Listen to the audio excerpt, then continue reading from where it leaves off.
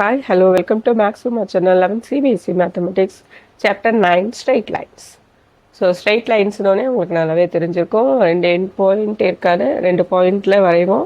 இந்த சைடும் லெஃப்ட்டும் போகலாம், ரைட்டும் போகலாம். ஓகேவா? ஸ்ட்ரைட் லைனில் நீங்கள் ஏற்கனவே பார்த்துருப்பீங்க. ஸ்லோப்பு, மிட் பாயிண்ட்டு, சென்ட்ராய்டு இதெல்லாம் கண்டுபிடிக்கிறது உங்களுக்கு தெரிஞ்சிருக்கும். Area of the triangle.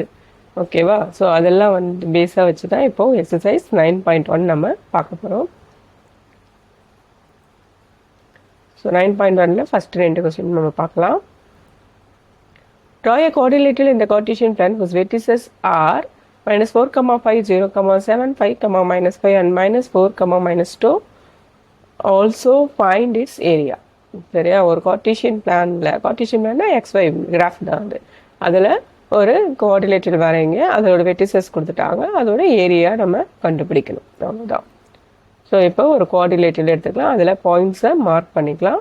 இப்போ குவாட்ரிலேட்டரல் ஏரியா எப்படி கண்டுபிடிக்க போகிறோம்னா, இந்த குவாட்ரிலேட்டரில் ரெண்டு ட்ரையாங்கிளாக நம்ம பிரிக்கிறோம், ஏபிடி பிசிடி. ஓகேவா? ஸோ இது ரெண்டுத்தோட ஏரியாவையும் தனித்தனியாக கண்டுபிடிச்சி ஆட் பண்ணால் நமக்கு ஏரியா கிடச்சிடும்.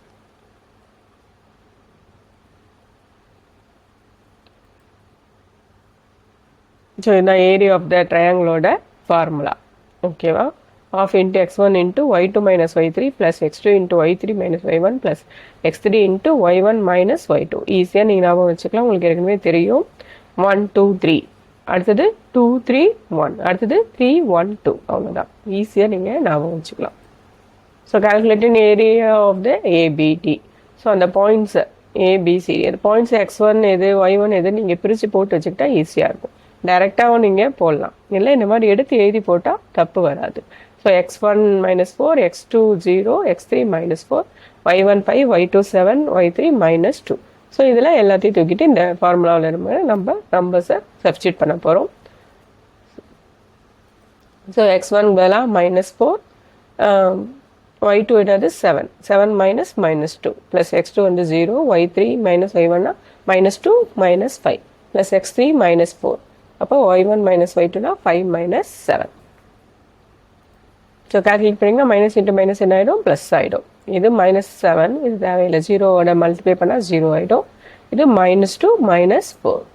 ஸோ அப்போ என்ன ஆகுது, 7 + 2 9, மைனஸு ப்ளஸ் ஆகிடும், 4 × 2 8. ஸோ -36 + 8னா -28. Area can't be negative.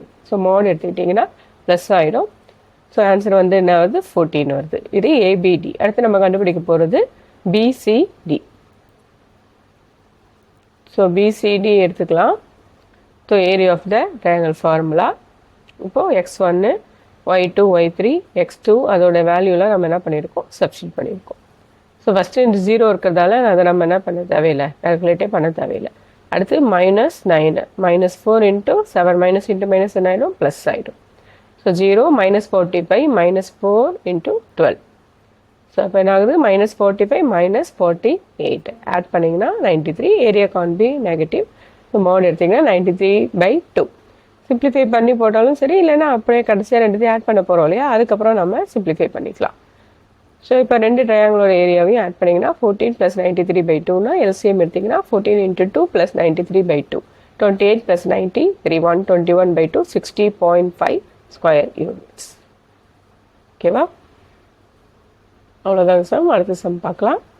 The base of an equilateral triangle with side 2a lies along the y-axis such that the midpoint of the base is at the origin. Midpoint originல இருக்கு. Find vertices of the triangle. The base எப்படி இருக்குன்னா y-axisல இருக்கு. ஓகேவா? So என்னது equilateral triangle அவங்க சொல்லிட்டாங்க. Equilateral ட்ரையாங்கிள்னால் உங்களுக்கு தெரியும், 3 சைடுமே ஈக்குவலாக இருக்கும்.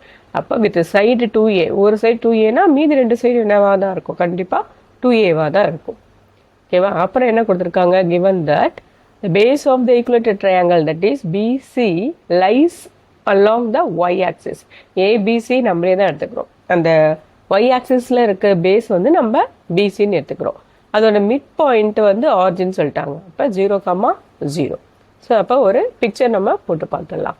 ஓகேவா? X dash Y dash Y ஆக்சிஸில் தான் இந்த கிராஃப் அப்படியே தலைக்கு ஒய் ஆக்சிஸில் தான் என்ன சொல்லியிருக்காங்க, பேஸ் பிசிஏ.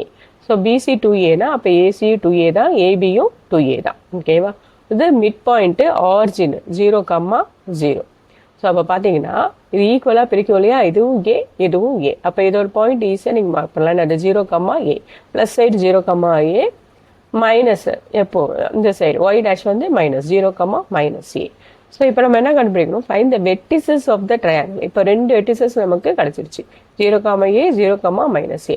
இப்போ ஏவோட வெட்டிசஸ் நம்ம கண்டுபிடிக்கணும்னா இந்த ஓஏ என்னன்னு நமக்கு தெரியணும். ஸோ ஓஏ தெரிஞ்சிச்சுன்னா ஏவோட டிஸ்டன்ஸ் நம்ம கண்டுபிடிக்கலாம். ஸோ அதை எப்படி கண்டுபிடிக்கிறது, இந்த OB ஈக்குவல் டு OC. அப்போ இது ஏனா இது ஏனா இது ப்ளஸ் ஏ இது மைனஸ் ஏ. ஸோ நம்ம எப்படி கண்டுபிடிக்கலாம்னா பித்தாகரஸ் தியரம் நம்ம யூஸ் பண்ண போகிறோம். ட்ரையாங்கிள் OAC எடுத்துக்க போகிறோம். எடுத்துக்கிட்டிங்கன்னா AC square equal to OA square plus OC square. So AC என்னது 2A, 2A the whole square equal to OA square plus A square. 2A the whole ஸ்கொயர்னா 4A square, 4A square plus A square அந்த பக்கம் போச்சுன்னா minus A square ஆகிடும், 3A square. So OA square equal to 3A square. அப்போ OA என்னது √3A. So distance இருந்துச்சு, அப்போ கண்டிப்பாக இது என்னது √3A, 0.